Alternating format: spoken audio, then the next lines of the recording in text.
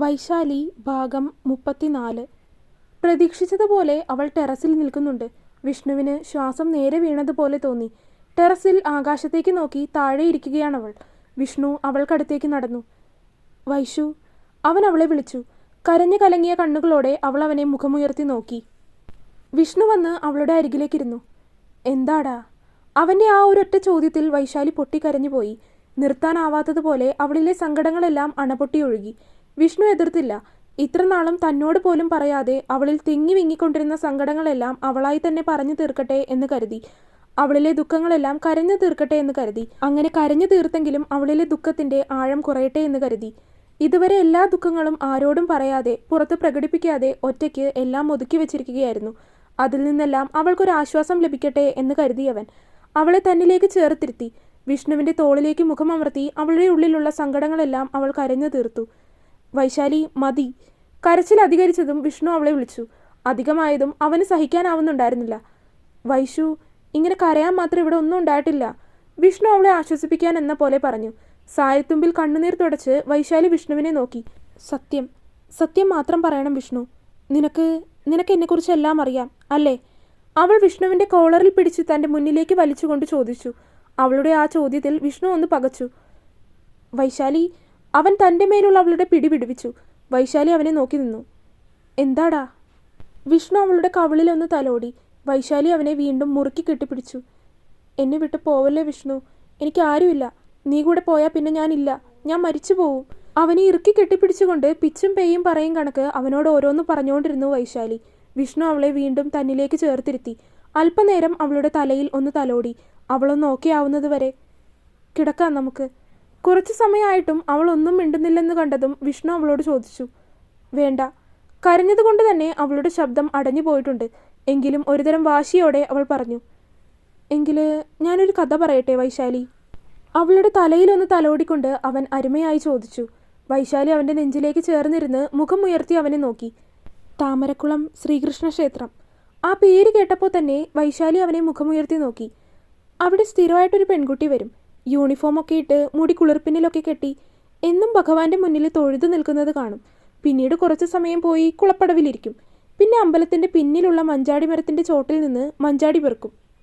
അങ്ങനെയുള്ളൊരു പെൺകുട്ടി. ആൾക്ക് നല്ല മുടിയായിരുന്നു. ആ മുടി കണ്ടിട്ടാണ് ഞാൻ അവളെ ശ്രദ്ധിക്കാൻ തുടങ്ങിയത്. അതും അത്രയും നല്ല ഇടതൂർന്ന മുടി. ഒരു ദിവസം മഞ്ചാടി പെറുക്കിക്കൊണ്ടിരിക്കുമ്പോൾ മരത്തിൻ്റെ വേരിൽ തട്ടി അവൾ വീണു. ആരും കണ്ടില്ലെന്ന് കരുതി എഴുന്നേൽക്കാൻ പോയതാണ്. പക്ഷെ ഞാൻ കണ്ടിരുന്നു. വീണതുകൊണ്ട് സഹായിക്കാമെന്ന് കരുതിയാണ് മറഞ്ഞു നിന്നിരുന്ന് ഞാൻ അവളുടെ മുന്നിലേക്ക് വന്നത്. പക്ഷേ എന്നെ കണ്ടതും അവൾക്ക് സങ്കടമായി എന്ന് തോന്നുന്നു. എന്നെ നോക്കി കണ്ണ് നിറച്ച് കാണിച്ച് അവൾ പെട്ടെന്ന് ഓടിക്കളഞ്ഞു. വിഷ്ണു പറഞ്ഞതും വൈശാലി അവൻ്റെ നെഞ്ചിൽ നിന്ന് മുഖമുയർത്തി അവനെ ഞെട്ടലോടെ നോക്കി. വിഷ്ണു, നീയായിരുന്നോ അത്? അവളിൽ അടക്കാനാവാത്തതുപോലെ ആകാംക്ഷ തോന്നി. ഓർമ്മകളിൽ ഒരു പൊടിമീശയുള്ള മുഖം തെളിഞ്ഞു വന്നു. പലപ്പോഴും അവിടെയും ഇവിടെയും ഒക്കെ നോക്കി നിൽക്കുന്നത് കണ്ടിട്ടുണ്ട്. വൈശാലി അങ്ങനെ തന്നെ അവൻ്റെ നെഞ്ചിലേക്ക് ചാരിയിരുന്ന് ആ കാര്യങ്ങളെല്ലാം ഓർത്തെടുക്കാൻ ശ്രമിച്ചു. വിഷ്ണുവിൻ്റെ ചെറുപ്പത്തിലെയുള്ള മുഖം ഫോട്ടോകളിൽ കണ്ടപ്പോൾ തനിക്ക് എവിടെയോ കണ്ടു മറന്ന പോലെ തോന്നിയതിനുള്ള കാരണം ഇപ്പോൾ അവൾക്ക് വ്യക്തമായി. താനും കണ്ടിട്ടുണ്ട് അവനെ, ശ്രദ്ധിച്ചിട്ടുണ്ട്. ഒളിഞ്ഞും തെളിഞ്ഞും നിന്ന് തന്നെ നോക്കുന്നവനെ. ശരിയാണ് വിഷ്ണു പറഞ്ഞത്. ഒരു ദിവസം മഞ്ചാടി കുരു പെറുക്കുന്നതിനിടയിൽ മരത്തിൻ്റെ വേരിൽ തട്ടി താൻ താഴെ വീണിരുന്നു. അതോർത്തെടുത്തപ്പോൾ അവളുടെ ഓർമ്മയിലേക്ക് അവൻ്റെ മുഖം കൂടുതൽ വ്യക്തമായി കടന്നു വന്നു. അന്നൊരു ചെറുപ്പക്കാരൻ തൻ്റെ മുന്നിലേക്ക് വന്നതാണ് സഹായത്തിനെന്നതുപോലെ. എന്നാൽ ആരും കണ്ടില്ലെന്ന ആശ്വാസത്തിൽ പൊടിയെല്ലാം തട്ടി എഴുന്നേറ്റ തനിക്ക് അവൻ കണ്ടു എന്നായതും പെട്ടെന്ന് വിഷമം വന്നു. അതുകൊണ്ട് കരഞ്ഞുകൊണ്ട് ഓടിപ്പോയതെല്ലാം അവളുടെ ഓർമ്മയിലേക്ക് വ്യക്തമായി തന്നെ തെളിഞ്ഞു വന്നു. അവൾ അതേ ഞെട്ടലോടെ തന്നെ വിഷ്ണുവിൻ്റെ മുഖത്തേക്ക് നോക്കി. അപ്പോൾ നീ എന്നെ, ഞാൻ നിന്നെ പണ്ട് മുതലേ പ്രണയിച്ചിരുന്നു എന്നൊന്നും പറയുന്നില്ല. അങ്ങനെ പറഞ്ഞാൽ അത് വെറും കള്ളമായിട്ട് പോവും. അമ്മ എപ്പോഴും ആ ക്ഷേത്രത്തിൽ പോവുമായിരുന്നു. അങ്ങനെ ഞാനും പോയി തുടങ്ങിയതാണ്. അപ്പോഴാണ് ഒരു ദിവസം അവിചാരിതമായിട്ട് ഇങ്ങനെ ഒരാളെ കണ്ണിൽ പെട്ടത്. എന്തോ ഒരു പ്രത്യേക ഭംഗി തോന്നി. അല്ലാതെ ആദ്യ കാഴ്ചയിൽ തന്നെ പ്രണയം തോന്നിയെന്ന് പറഞ്ഞാൽ അത് നുണ പറയുന്നത് പോലെയാണ്.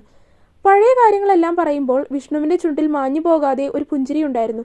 വൈശാലി അവനെ കേട്ടിരുന്നു. എപ്പോഴോ തോന്നിയിരുന്നു വിഷ്ണുവിനെ തന്നെ മുന്നേ അറിയാമെന്ന്. പക്ഷേ അത് തൻ്റെ മാത്രം തോന്നലാവുമെന്ന് കരുതി വിട്ടുകളഞ്ഞു. പക്ഷേ ഇന്നിതെല്ലാം കേൾക്കുമ്പോൾ സന്തോഷമാവുന്നുണ്ട്. എങ്കിലും അതെന്തുകൊണ്ടോ അവൾക്ക് പ്രകടിപ്പിക്കാൻ കഴിയാത്തതുപോലെ ആയി പോകുന്നു. എന്നിട്ട് എന്തോ ഒരു തരം ആകാംക്ഷയോടെയാണ് അവൾ അവനോടത് ചോദിച്ചത്. എന്നിട്ടെന്താ, കുറേ നാൾ വെറുതെ അമ്പലത്തിൽ പോകും. എന്തിനാണെന്ന് ചോദിച്ചാൽ എനിക്കറിയില്ല. നിന്നെ കാണാനാണെന്ന് സമ്മതിച്ചു തരാൻ മനസ്സിന് വല്ലാത്ത ബുദ്ധിമുട്ടായിരുന്നു. അത്രയും ചെറിയ പ്രായത്തിൽ പ്രണയമൊന്നും നല്ലതല്ലെന്ന ചിന്ത. അതിനുശേഷമാണ് ഞാൻ LLB പഠിക്കാൻ പോകാൻ തീരുമാനിച്ചത്. അങ്ങനെ തീരുമാനിച്ചതിന് ശേഷം ഞാൻ ഹോസ്റ്റലിലേക്ക് പോകുന്ന ദിവസം നിന്നെ കാണാൻ വേണ്ടിയിട്ട് മാത്രം അമ്പലത്തിൽ വന്നിരുന്നു. പക്ഷേ എന്തോ അന്ന് നീ വന്നില്ല. പിന്നീട് അവിടെ പോയി കഴിഞ്ഞ് അച്ഛനും അമ്മയും പോയി, ഞാനും ആകെ വല്ലാതെയായി. എല്ലാം ഒന്ന് കഴിഞ്ഞ് അല്പം ആശ്വാസമായി വന്നപ്പോൾ നിന്റെ മുഖം മാത്രം മനസ്സിലിങ്ങനെ ഉണ്ടായിരുന്നു. ആ സമയം ഞങ്ങൾ ചെറിയച്ഛൻ്റെ വീട്ടിലായിരുന്നു. അതിനിടയിൽ വല്ലപ്പോഴും വന്നു പോകുന്ന എനിക്ക് നിന്നെ അന്വേഷിക്കാനോ കണ്ടുപിടിക്കാനോ സാധിച്ചില്ല. പഠനമെല്ലാം കഴിഞ്ഞതിന് ശേഷം നിന്നെക്കുറിച്ച് ഞാനൊന്ന് അന്വേഷിച്ചു. പക്ഷേ പേര് പോലും അറിയില്ല. അങ്ങനെ ഒരാളെക്കുറിച്ച് എങ്ങനെ അന്വേഷിച്ച് കണ്ടുപിടിക്കാനാണ്? കുറേ അലഞ്ഞു നടന്നു. പിന്നീട് അറിഞ്ഞു ഒരാളെ കൊന്ന് ജയിലിലാണെന്ന്. അല്ലേ? വിഷ്ണു പറഞ്ഞു പൂർത്തിയാക്കുന്നതിന് മുന്നേ തന്നെ വൈശാലി അവനോട് ചോദിച്ചു. വൈശാലി. വിഷ്ണു അവളെ ശകാരത്തോടെ വിളിച്ചു. അതിൽ വൈശാലി അവനെ നോക്കിയതല്ലാതെ ഒന്നും മിണ്ടിയില്ല. എന്താ വിഷ്ണു, സത്യമല്ലേ? അങ്ങനെ തന്നെയല്ലേ അറിഞ്ഞത്? ശൂന്യമായ ആകാശത്തേക്ക് കണ്ണു നട്ട് വൈശാലി അവനോട് ചോദിച്ചു. വിഷ്ണു അവളുടെ ആ ചോദ്യത്തിന് ഒന്നും തിരികെ മിണ്ടിയില്ല. അറിഞ്ഞു. പക്ഷേ ഒരു പെൺകുട്ടി അങ്ങനെ ചെയ്യണമെങ്കിൽ അതിന് പിന്നിൽ തക്കതായ കാരണം ഉണ്ടാകും എന്ന് മനസ്സിലാക്കാനുള്ള ബോധം എനിക്കുണ്ട്. സംഭവം നടന്ന് വർഷങ്ങൾക്ക് ശേഷമാണ് ഞാൻ അങ്ങോട്ടെത്തുന്നത്. അതുകൊണ്ട് തന്നെ ആളുകൾ ആ കഥകളൊക്കെ മറന്നുപോയിരുന്നു. പലർക്കും പറയാനുള്ളത് പല കഥകൾ. ആളുകളല്ലേ, അവർക്ക് പറയാതിരിക്കാനാവില്ലല്ലോ. അത് പറഞ്ഞ് വിഷ്ണു ഒന്ന് പുഞ്ചിരിച്ചു. അന്വേഷിച്ച് വന്നപ്പോൾ അറിഞ്ഞു നീ ഇപ്പോൾ മുത്തശ്ശിയുടെയും മുത്തശ്ശൻ്റെയും കൂടെയാണെന്ന്. പിന്നീട് നിന്റെ മുത്തശ്ശിയുടെയും മുത്തശ്ശൻ്റെയും വീട് എവിടെയാണെന്നായി അന്വേഷണം. ഒടുവിൽ തേടി പിടിച്ചു കണ്ടെത്തി. പക്ഷേ അപ്പോഴേക്കും ഞാൻ കണ്ടത് ആരുമില്ലാതെ ഒരു അനാഥയെ പോലെ ജീവിക്കുന്ന നിന്നെയാണ്. നിനക്കടുത്ത് തന്നെ വീട് വെച്ചു. ബാക്കിയൊക്കെ നിനക്കറിയാമല്ലോ. വിഷ്ണു പറഞ്ഞു നിർത്തി. നിനക്ക് എൻ്റെ കാര്യങ്ങളൊന്നും അറിയണ്ടേ വിഷ്ണു? വൈശാലി മുഖം ചരിച്ചു നോക്കി. വിഷ്ണു അവളെ നോക്കാതെ ആകാശത്തേക്ക് നോക്കിയിരുന്നു. വൈശാലി ദിലീപ് എങ്ങനെ വൈശാലി ദേവർമഠമായി എന്നറിയണമെന്ന് എനിക്കുണ്ടായിരുന്നു. പല ആവർത്തി നിന്നോട് ചോദിച്ചാലോ എന്ന് ചിന്തിച്ചു. പക്ഷേ നിന്റെ ഇഷ്ടത്തിന് നീ എന്നോട് പറയട്ടെ എന്ന് കരുതി. എൻ്റെ അമ്മ മഹേശ്വരി, അച്ഛൻ ദിലീപ്. അച്ഛൻ അമ്മയെ പ്രണയിച്ച് വിവാഹം ചെയ്തതാണ്.